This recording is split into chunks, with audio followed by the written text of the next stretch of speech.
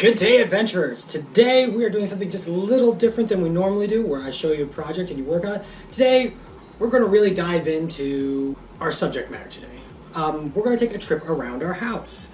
I'll take a trip around here, and I'd like you to walk with me as you go through your house, because there's something I would like you to keep an eye out for.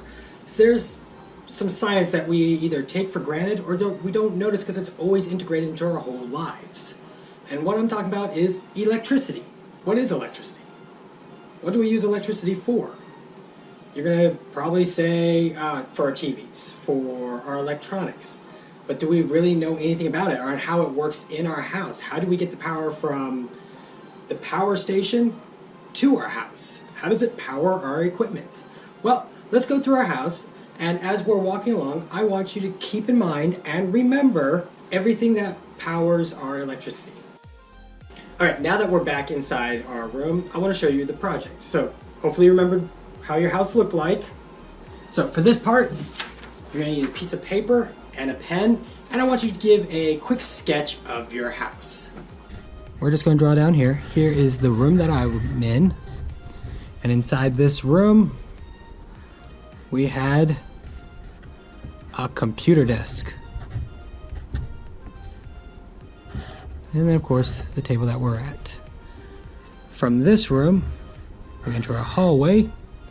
We saw a room here, a room here,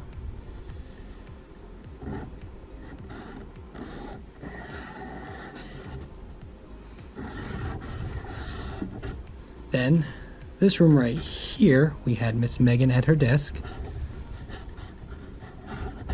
and she had a computer. And in this area up here that leads to outside, we also had Mr. Casey at his desk. He as well had a computer. And over in here we had a printer. Then there's a bunch more rooms. And then we had the other spot that we looked at, a kitchen. Now, your drawing doesn't have to be perfect, but inside that kitchen we had a refrigerator, we had a electric stove, and in the sink we had a garbage disposal. Everything connected by electricity. Electricity will come from outside. Now that we have gotten our drawing out of the way, we are going to go ahead and create the second part of this experiment, and we're going to create conductive Play-Doh, which means something that allows electricity to flow through easily. Then we're going to create resistant Play-Doh, making it harder for electricity to move through.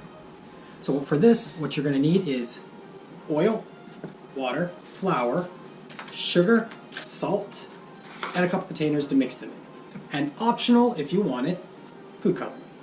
And last, of course, something to measure it all in. So what you're going to want first is 4 tablespoons of flour. Okay, now that I have my flour, you are going to need 1 tablespoon of salt. Use your finger to stir it. Next up is oil. You're going to need 1 tablespoon of oil. And then, however much flour you use, you want to use half that much in water. I use 4 tablespoons, so I'm only going to use 2 tablespoons. Next, if you have food coloring or want to use it, go ahead and add a couple drops, just a couple. You don't need much. I'm going to use blue. Then, of course, you're going to mix it. You can use a spoon or your hands. Just know that if you use food coloring, you're going to get your hands dyed. And then just slowly mix it. While you are mixing it, if it looks like it's still sloppy or runny, then just go ahead and add a little bit of flour and mix it. If it looks like it's too dry, go ahead and add a little bit of water. Once you get it to about this consistency, where it is like a dough-like substance, you're going to put a little bit of flour on the countertop, sprinkle it, then take your dough and start kneading it with your hands. Kneading it means to press. And after it's done kneading, we have our conductive version of Play-Doh. So let's go ahead and test it out. Okay, to test it out, you are of course going to need Play-Doh, form of power source, button battery, or a 9 volt. and then an LED light. They look like this. If you do not have an LED light, one thing you can do is check with your parents to see if you have some old lights from a Christmas tree. Now, if you're using one of these, you're going to need a more powerful source like the 9-volt. And we can always test to see if they work. That one does.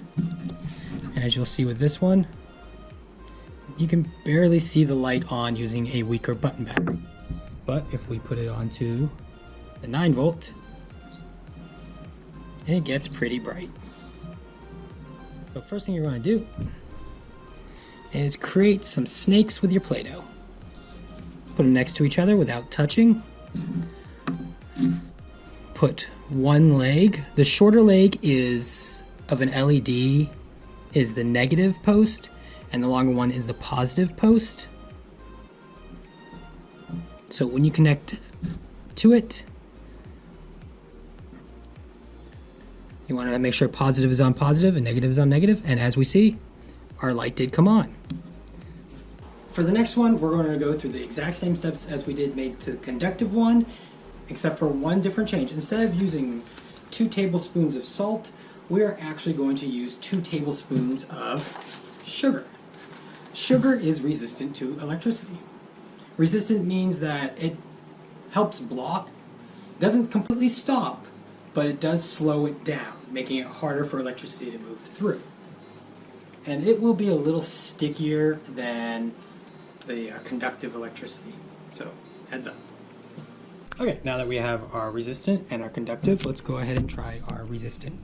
See how well it does. Again, you are going to make a couple snakes. Small leg negative, long way positive. And as you can see, the light barely comes on, if at all. I flip and reverse it, then no light comes on at all. Now, the reason why I want to make resistant and why we have resistant to electricity is, as you look closely at this, you can see burn marks because the power supply of this is more than the light can handle. So by using resistant, we don't have to have multiple electrical sources. We can have the same ones, but one is resistant, allowing less electricity and a less of a chance of it going boom. So you're going to want to go ahead and get your paper back because we're going to wire our house. So our power source, which we said was this, we're going to connect there.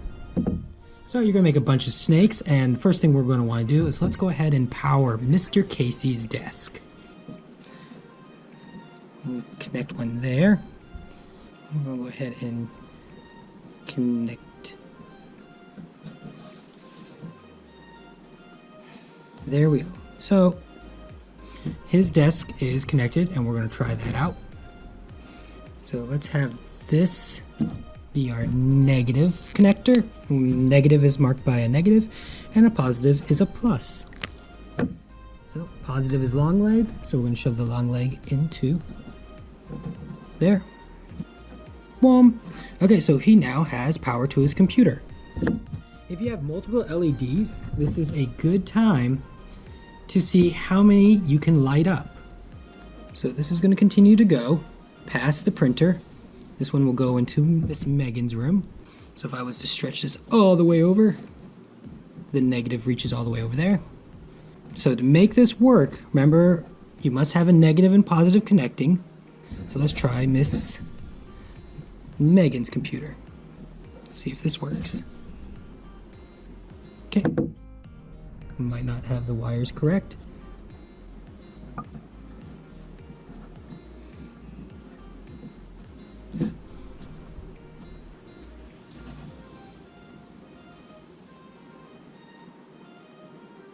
I think the light bulb might have burnt out in that one.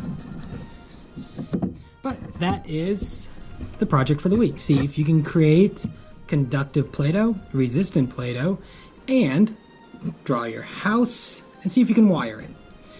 Well, I hope you guys enjoy this, and I look forward to seeing you guys again real soon. Have a wonderful day. Goodbye.